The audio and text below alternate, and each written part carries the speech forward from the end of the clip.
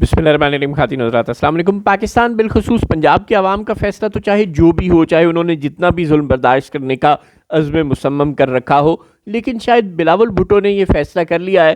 کہ 2026 اس ہنی مون پیریڈ کا آخری سال ہے۔ کم از کم اس وقت تک بلاول کی تمام موو سے یہی لگتا ہے۔ 28ویں آئینی ترمیم بالکل دروازے پر دستک دے رہی ہے، اور اس سے پہلے بلاول بھٹو جو ڈیووس گئے ہیں تو وہ سرکار کے وفد میں شامل ہو کر نہیں گئے۔ Point to be noted my lord. جی ہاں، فیلڈ مارشل شہباز شریف، اسحاق ڈار آپ کو یوں نظر آ رہے ہیں جیسے ایک ہی ٹہنی کے تین پھول ہوں، لیکن بلاول بھٹو کی الگ مسجد ہے۔ وہ حکومت پاکستان کے آفیشیل جو ڈیلیگیشن ہے جو ڈیووس میں میٹنگیں کر رہا ہے اس میں شامل نہیں ہیں۔ وہ آپ کو کسی بڑی میٹنگ میں نظر نہیں آتے، لیکن وہ سائیڈ لائنز پر آپ کو کھیلتے ہوئے نظر آتے ہیں۔ وہ وہاں پہنچے ہیں، اپنی پریزنس شو کروا رہے ہیں۔ وہ بطور ایم این اے، بطور سابق وزیر خارجہ، بطور چیئرمین پاکستان پیپلز پارٹی، بطور صدر پاکستان کے صاحبزادے، جس بھی حیثیت میں وہ وہاں پہنچے ہیں وہ پہنچے ہوئے ہیں، اور وہ لوگوں سے مل رہے ہیں، اور وہ عالمی رہنماؤں کو بتا رہے ہیں کہ انہاں نو گنو تو مینوں بھی گنو۔ انہوں نے فورم مس نہیں کیا۔ وہ بالکل پلیٹ فارم کے شدید بھوکے نظر آئے ہیں ہمیں، بہت معذرت کے ساتھ، اور انہیں سمجھ آ گئی ہے کہ شہباز شریف نے اپنا منہ متھا ڈپلومیسی کے ذریعے بنایا ہے۔ ٹرمپ سے آڑیاں جاڑیاں کر کے، ملاقاتیں کر کے وہ اپنا قلعہ مضبوط کر رہے ہیں۔ انہیں سمجھ آ گئی ہے کہ عمران خان نے اپنا قلعہ مضبوط کرنے کی کوئی کوشش نہیں کی تھی، کیونکہ عمران خان ہمیشہ سے کہا کرتے تھے کہ نواز شریف کے پیدا ہونے سے پہلے بھی میں ملکہ برطانیہ سے اور بہت سے لوگوں سے نہ صرف یہ کہ ملاقاتیں کر چکا ہوں بلکہ تعریفیں بھی سمیٹ چکا ہوں، اور دنیا میرے سے ملنے کی خواہش مند ہوا کرتی تھی، میں اس سے ملنے کا خواہش مند نہیں ہوا کرتا تھا، چاہے وہ کرکٹ سٹار کی حیثیت تھی یا جو بھی حیثیت تھی۔ لیکن بہرحال وہ ان کے یہاں کوئی کریز نہیں تھا، لہٰذا جب وہ پاکستان کے وزیر اعظم بنے تو انہوں نے کہا میں کسی ملک میں نہیں جاؤں گا۔ اب یہ پاکستان میں ایک روایت تھی جو کہ قائد اعظم محمد علی جناح اور لیاقت علی خان کو چھوڑ کر تمام حکمرانوں نے بڑی ہی ایمانداری سے نبھائی تھی، کہ جیسے ہی وہ حکومت سنبھالتے تھے وہ پہلا دورہ ٹھک سعودی عرب کا کرتے تھے۔ وہ سانس ہی نہیں لیتے تھے، سیدھے سعودی عرب چلے جاتے تھے، اور وہ جا کر وہاں عمرہ ادا کرتے تھے اور سعودی حکومت سے ملاقات کرتے تھے۔ لیکن عمران خان نے کہا کوئی چکر نہیں، کوئی عمرہ نہیں، کوئی ملاقات نہیں، کوئی چین تک نہیں، کچھ نہیں۔ انہوں نے کہا میں وہاں جاؤں گا جہاں پاکستان کو فائدہ ہوگا، حتیٰ کہ وہ تو یو این جنرل اسمبلی میں بھی جانے پر تیار نہیں تھے۔ وہ تو پھر اسلامو فوبیا اور وہ اس طرح کے معاملات شروع ہو گئے، تو بعد میں وہ اگلی دفعہ یو این جی اے کے اجلاس میں چلے گئے اور وہاں پر وہ دھانسو قسم کی تقریریں کر کے آ گئے۔ تاہم انہوں نے کوئی لتھی چڑی نہیں رکھی تھی کسی حکمران کی کوئی چمچہ گیری وغیرہ وغیرہ کرنے کی۔ ہاں بھلا ہو طیب اردوان کا اور کچھ دیگر رہنماؤں کا جنہوں نے انہیں کچھ سپورٹ کر دیا، اور وہ ٹی سیان کاپر والا جو پھڈا پاکستان کے گلے میں پڑ گیا تھا اس سے نجات ملنے میں کامیاب ہو گئے۔ لیکن بہرحال اب بلاول بھٹو عمران خان کی اس غلطی کو بہت اچھی طرح سے سمجھتے ہیں، اور وہ ورلڈ لیڈر سے ملاقاتوں کا فورم ہاتھ سے نہیں جانے دے رہے۔ انہیں یہ بہت اچھی طرح سے سمجھ آ گئی ہے کہ گل پلازہ کی ٹریجڈی کے بعد بھی جس طرح 18ویں ترمیم کے خلاف باتیں شروع کر دیں اپنے وڈے خواجہ صاحب نے، اور جس طرح ایم کیو ایم کی طرف سے اور ادھر ادھر کی طرف سے، اب ظاہر ہے ایم کیو ایم جب بولتی ہے تو یہی سمجھا جاتا ہے کہ کوئی اور بول رہا ہے، لہٰذا جو جماعتیں سیف ہاؤس میں پیدا ہوئی ہوتی ہیں یا سیف ہاؤس میں بیٹھ کر جن کی شادیاں کروائی جاتی ہیں، یعنی پی ایس پی اور ایم کیو ایم کی اور وغیرہ وغیرہ، اور جنہیں جو جیل کے اندر جانے سے پہلے سب کے سب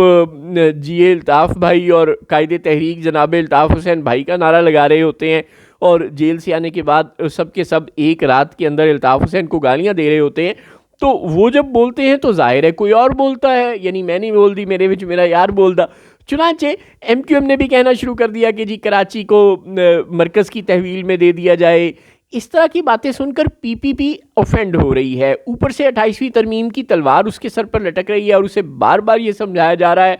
کہ این ایف سی اے وارڈ میں صوبوں کا شیئر کم کر دیا جائے، مائنز پر جو حق ہے وہ وفاق کو واپس دے دیا جائے، 18ویں ترمیم کی بہت سی شکوں کو رول بیک کر دیا جائے. یہ والی باتیں بلاول بھٹو اگر مانیں گے تو مشکل میں پھنسیں گے. اور پھر یہ تو ایک حصہ ہے کہانی کا، اس کہانی کا دوسرا حصہ بالکل الگ ہے.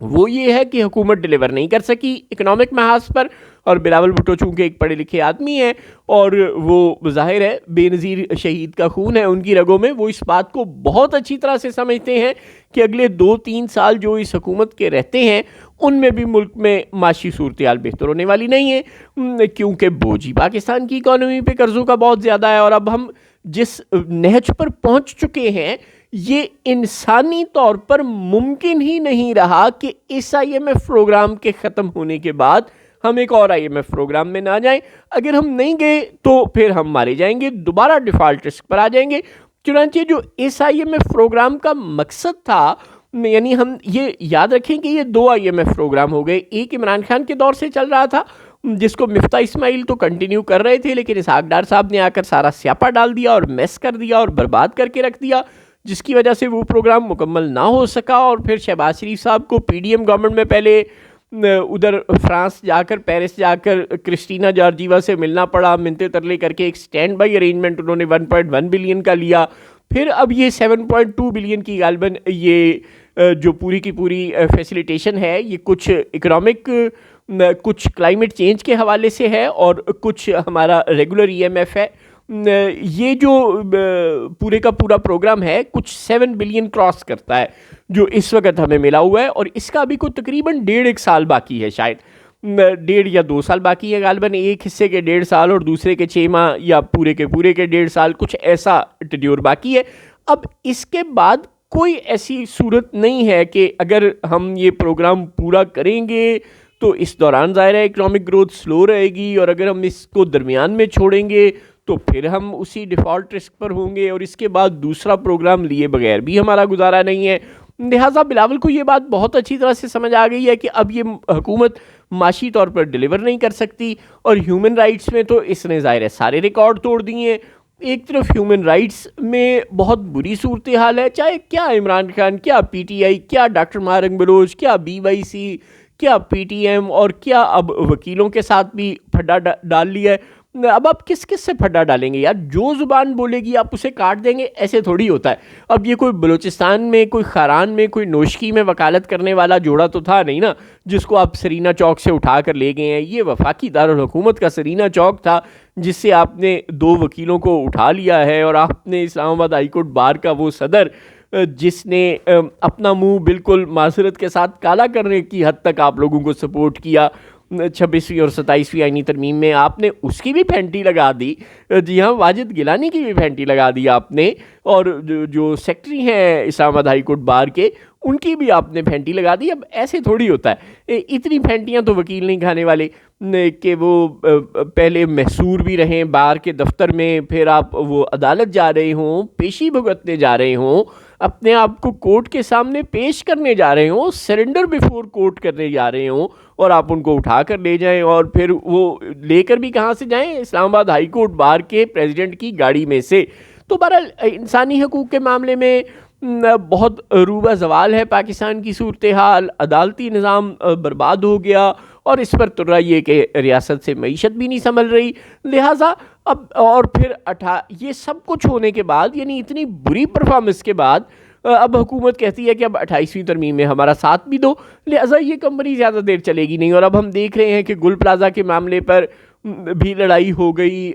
بنیادی لڑائی تو بالکل MQM اور پیپلز پارٹی کے درمیان ہے، لیکن بہرحال خواجہ آصف صاحب اور اس طرح کے لوگوں نے بھی اپنا حصہ تو ملایا ہے نا، اور پھر بات یہاں ختم بھی نہیں ہو رہی. اب جو آج ہم نے دیکھا کہ جو 2-3 بل پیش کیے گئے، دانش سکولز کا بل اور وہ ہیومن رائٹس کمیشن کا بل، یہ سارے بلز پر پیپلز پارٹی کو تحفظات تھے. انہوں نے چاروں ناچار حکومت کا ساتھ دیا ہے. صرف اہل قوت سے ڈر کے مولانا فضل الرحمان نے پھر سب کو ایکسپوز کر کے رکھ دیا. لہٰذا یہ جو صورتحال ہے، اب بلاول بھٹو اس طرح بار بار بےعزت ہونا پسند نہیں کریں گے کہ وہ اس قسم کے بری قانون سازیوں میں، جن کا صرف ایک ہی مقصد ہو کہ اہل قوت کو مزید مضبوط کیا جائے اور حکومت کو، عدالت کو، ریاست کو، پارلیمان کو مزید کمزور کیا جائے، ایسے سرنڈر ڈاکومنٹس میں بھی بلاول صبح دوپہر شام دستخط کرتے رہے اور پھر جس حکومت کے جہاز میں سواری کے لیے وہ یہ سارا سرنڈر کر رہے ہیں اس حکومت سے پرفارم بھی نہیں ہو رہا، یعنی ککڑی کھیے اڑائی اپنے سر میں پائی، لہٰذا یہ پارٹی زیادہ دیر نہیں چلنے والی۔ بلاول بھٹو 2026 کے میں جون سے پہلے اس جہاز سے اتریں، بجٹ سے پہلے یا بجٹ کے بعد، انہیں اس جہاز سے اب اترنا ہی اترنا ہے اور 2026 میں ہی اترنا ہے۔ ہاں شاید حکومت اور اسٹیبلشمنٹ منتے ترلے کر کے یا تڑیاں لگا کر بجٹ تک ان کو روک لے اور بجٹ آرام سے منظور کروا لے، اس کے بعد تو یہ پارٹی نہیں چلنے والی۔